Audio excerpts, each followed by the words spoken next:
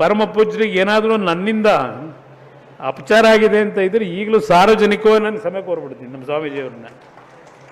ದಿವಂಗತ ರಾಮಕೃಷ್ಣ ದೇವರು ಮುಖ್ಯಮಂತ್ರಿಗಳು ಅವತ್ತು ವೆಂಕಟಸ್ವಾಮಿ ಆಯೋಗದ ವರದಿ ಮಂಡ್ಯ ಜಿಲ್ಲೆನಲ್ಲೇ ರಸ್ತೆಗಳಲ್ಲಿ ಏನೇನು ಬರೆದಿದ್ರಿ, ಎಷ್ಟೆಷ್ಟು ಪ್ರತಿಭಟನೆ ಮಾಡಿದ್ರಿ, ಬಹುಶಃ ಹಿರಿಯರು ನಮ್ಮ ತಂದೆ ಕಾಲದವ್ರು ಇದ್ರೆ ಅವ್ರಿಗೆ ಗೊತ್ತಾಗ್ತದೆ.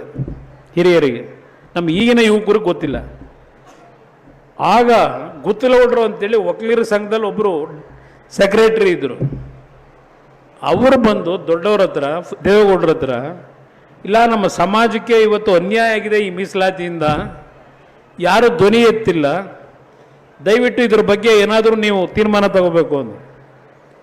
ಅವತ್ತು ದೇವೇಗೌಡರು ಪರಮಪೂಜ್ಯ ಸ್ವಾಮೀಜಿಯವರಿಗೆ, ದೊಡ್ಡವರಿಗೆ, ದಯವಿಟ್ಟು ನಮ್ಮ ಸಮಾಜದ ಮಕ್ಕಳ ರಕ್ಷಣೆಗೆ, ನಮ್ಮ ಸಮಾಜದ ಉಳಿವಿಗೆ ನೀವು ಲೀಡ್ ತಗೊಂಡು ಈ ಸಮಾಜ ಉಳಿಸಬೇಕು ಅಂತೇಳಿ ಪರಮಪೂಜ್ಯ ಸ್ವಾಮೀಜಿಯವರಿಗೆ ಮನವಿ ಮಾಡಿದ್ದಕ್ಕೆ ಅವತ್ತು ಪರಮಪೂಜ್ಯರ ನೇತೃತ್ವದಲ್ಲಿ ಕಬ್ಬನ್ ಪಾರ್ಕಲ್ಲಿ ಲಕ್ಷಾಂತರ ಜನ ಸೇರಿ ಒಂದು ಪ್ರತಿಭಟನೆ ಮಾಡಿದ್ದು.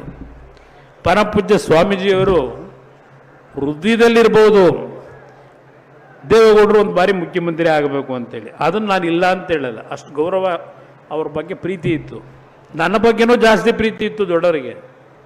ಆದರೆ ಕೆಲವು ಸನ್ನಿವೇಶಗಳಲ್ಲಿ ಈ ಥರ ಒಂದು ರೀತಿಯ ಅನುಮಾನಕ್ಕೆ ಎಡೆ ಮಾಡ್ಕೊಳ್ಳೋದೇನಿದೆ, ಅವ್ರ ಸ್ವಾಮೀಜಿಯವರು ಅವತ್ತು ಈ ಸಮಾಜ ಉಳಿಸ್ಲಿಕ್ಕೆ ಬೀದಿಗೆ ಬಂದರು.